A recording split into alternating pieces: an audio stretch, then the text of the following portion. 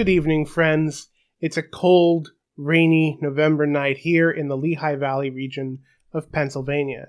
To our north, the Poconos are getting their first snowfall of the season.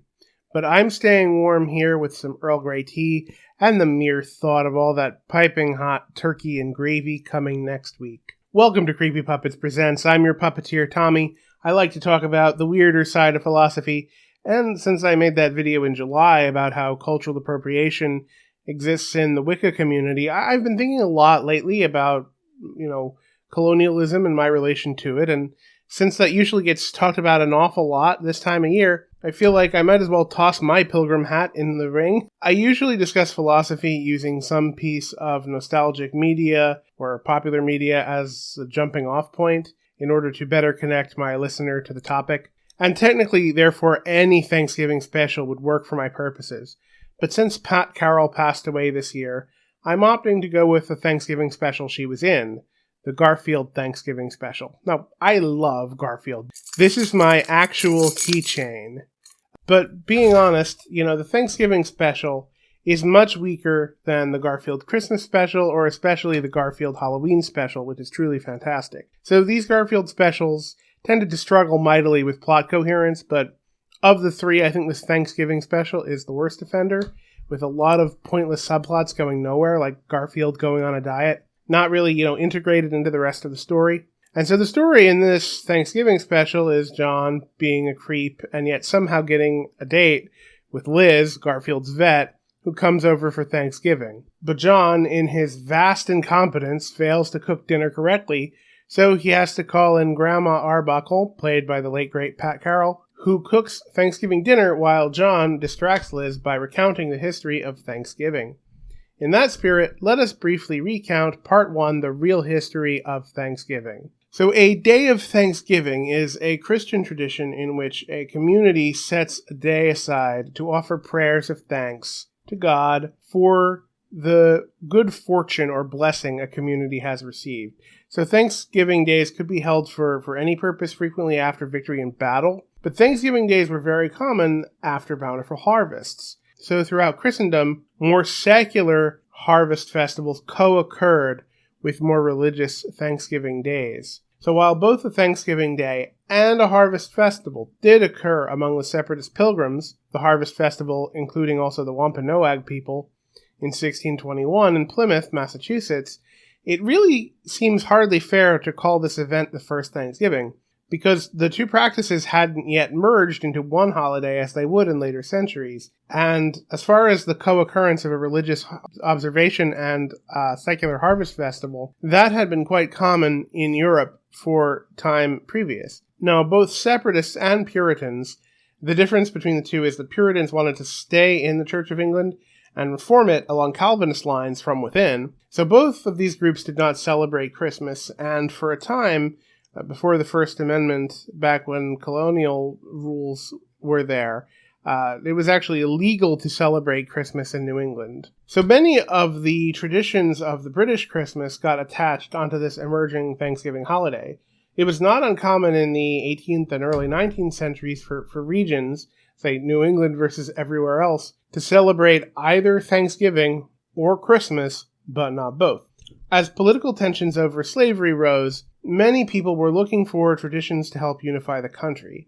Sarah Josepha Hale, the author of the poem Mary Had a Little Lamb, and also a publisher of women's magazines, firmly believed New England Thanksgiving as a national holiday could help heal the nation. She convinced Lincoln to declare a National Day of Thanksgiving in 1863, which was truly the first national Thanksgiving in the United States. Of course, the Confederacy weren't celebrating, but eventually they would be on board. So many of the traditions of the national Thanksgiving, football, parades, family reunions, that developed since in the latter half of the 19th century forward, right? So since Thanksgiving is really the only time that most Americans think about Native Americans, many Native Americans try to bring issues facing their communities to national attention during the month of November before Black Friday completely overwhelms everyone's brains with consumerism. And because anti-colonialism is extremely fashionable, a whole bunch of rich, suburban, woke white liberals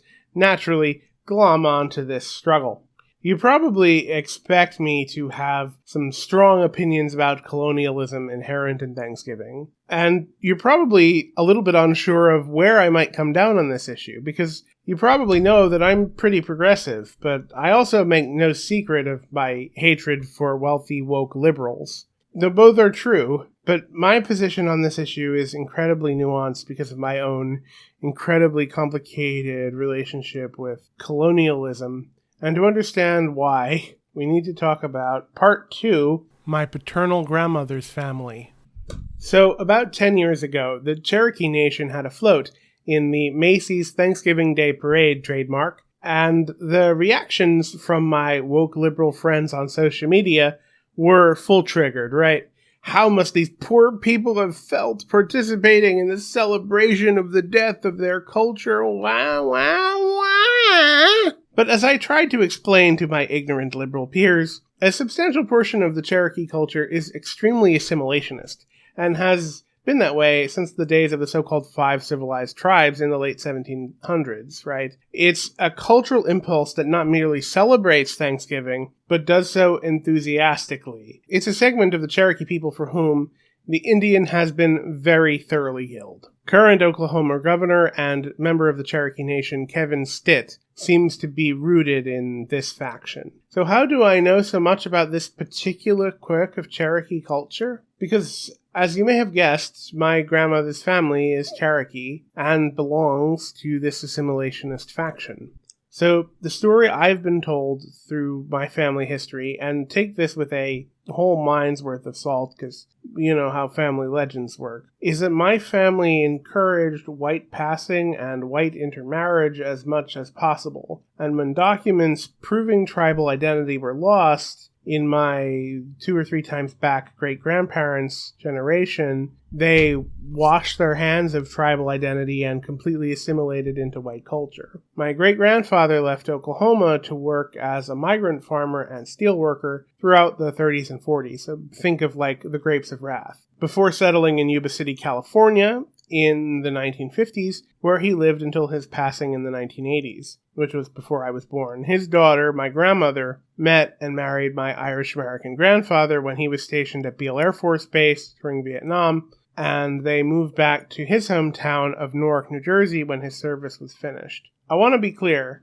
I'm not talking about some family myth of a native princess. I'm talking about, even in my dad's generation, we're Native American and you can't tell anyone. It was a dirty family secret. My grandmother is white passing and considers herself white, and it didn't hold her back from having a successful career as an insurance underwriter. But she was the subject of racist abuse from my great-grandmother, her mother-in-law, who would go on drunken rants about how, quote, "the little squaw stole my boy." One of my great-aunts is much less white-passing and was once mistaken for Mexican when she lived near the U.S.-Mexico border and was detained at a border crossing. Several of my ancestors' specific names appear on the Dawes Rolls, which are the official list of tribal citizens from the 1890s, which are used to establish tribal citizenship today. But without a paper trail, it's impossible to prove that those people are the same people with the same names in my family tree. At this point, it's simply not worth the effort and money and lawyers and private investigators to prove tribal citizenship. Plus, you couldn't pay me to live in Oklahoma. I'm sorry, Oklahomans. I spent a few weeks there over a couple summers visiting another great aunt on that side, near Vian, Oklahoma. The weather is miserable and the cell service sucks. I apologize, but I just don't like your state. I've never tried one of those haplogroup ancestry tests, but those are notoriously unreliable in high admixture populations, and as it's my father's mother, I would have to make sure it was an exclusively autosomal haplogroup test, because mitochondrial haplogroups are only inherited matrilineally, and obviously Y haplogroups are exclusively patrilineal. Not that any of that matters for legal purposes, of course. So I used to be much more open about this aspect of my family history, but since the Elizabeth Warren scandal, I have been hesitant to discuss this issue publicly. She of the great tribal heritage. What tribe is it? Let me think about that one. Meantime, she's based her life on being a minority. Pocahontas. They always want me to apologize for saying it. And I hereby, oh no, I want to apologize. I'll use tonight. Pocahontas, I apologize to you. I apologize. To you, I apologize.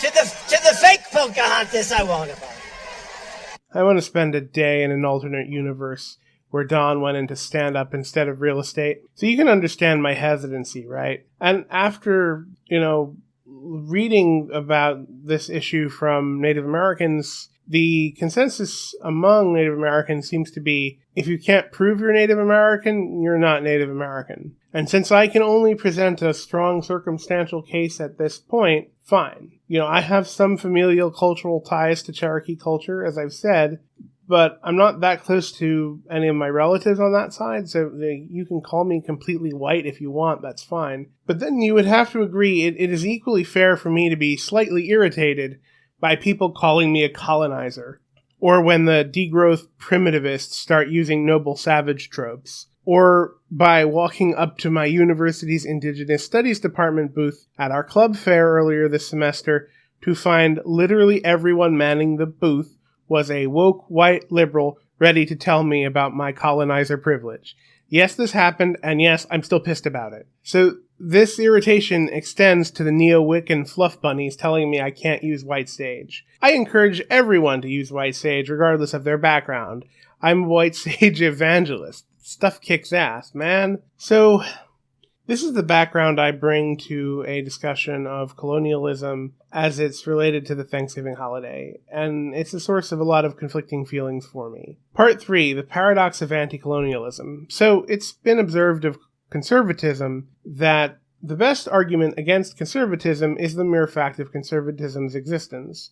Because conservatism, in the sense of a positive ideology that advocates for conserving the status quo, would only exist if the status quo were changing and needed an intellectual and political defense. This is sometimes called the paradox of conservatism. Anti-colonialism is affected by a very similar paradox, in that it seeks to defend cultures and modes of political organization that lost. And here's where anti-colonialism tends to veer into the reactionary, because the Industrial Revolution drastically increased the material quality of life for those benefiting from it. The Marxist socialist movement was about increasing the pool of people who benefited from the Industrial Revolution through democratizing the means of production. Anti-colonialism, in many corners, is bound up in degrowth and primitivism, and proposes the socialist movement instead move away from industrialization and toward, quote, sustainable, unquote, primitive lifestyles. But those lifestyles are going to involve material immiseration. Anti-colonialism needs to be about bringing the colonized more completely and equally into the industrialized world. I want to make sure every indigenous child has access to a computer and the education to use it and the internet to use it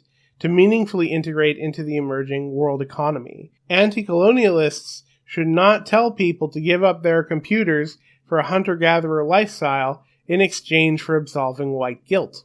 The nasty truth of colonialism that the environmentalist left doesn't want to acknowledge is that without such intense exploitation, we probably would not have, computers or many of the other things we have today. This is because economic developments tend to follow a Kuznets curve, where developing economies require more and more resources up until a point where accumulated efficiencies means that economies can continue to grow while consuming fewer resources. Post-scarcity, what many communists considered necessary for a communist system to work, lies at the far end of this curve. This was, in fact, the reason that Marx made a half-enthusiastic, necessary evil sort of defensive colonialism. Degrowth, if carried out, will make sure that communism will be impossible. So this sort of thinking, I think, extends to my take on Native American reparations. By the time of the Trail of Tears, the 5 civilized tribes were integrated into official power structures under the U.S. government and had adopted then modern agricultural techniques and were productively contributing to the international economy. They got screwed by the illegal actions of the Jackson administration. The Plains tribes, on the other hand, were hostile foreign powers sitting on one of the greatest breadbaskets in the world. It was just a matter of time until that land was developed. I'd be more persuaded for arguments for reparations from the former group over the latter. And sure, as somebody whose family ostensibly belongs to the former, that's self-serving. But I tend to also think that international economic development is ultimately more important than a people's decision to opt out of international economic development. Conclusions. So next week, I'll be spending Thanksgiving with my Native American grandmother at her house. I'll be watching the Thanksgiving specials, like the Garfield Special. I'll pour one out for Pat Carroll. Before the Christmas specials begin, I'll be having my piping hot turkey and gravy there. I will be honoring Abraham Lincoln's and Sarah Josepha Hale's visions for a united America. I'll be celebrating the fulfillment of my ancestors' dream to see their descendants assimilated into mainstream American culture. And I will be celebrating the technological and industrial abundance that makes such a feast possible. I'll offer a prayer that many more people as possible will be able to one day participate as equals in this abundance. And come Monday, maybe I'll find some way to help make that prayer something closer to reality. I invite you to do the same. Leave the degrowth primitivist anti-colonialists to their misery. Have a post-Thanksgiving lasagna. That's all for now, folks. I may be able to squeeze one more video in before Thanksgiving, but if I can't, have a happy and blessed Thanksgiving, and take care until I see you next time. Bye-bye.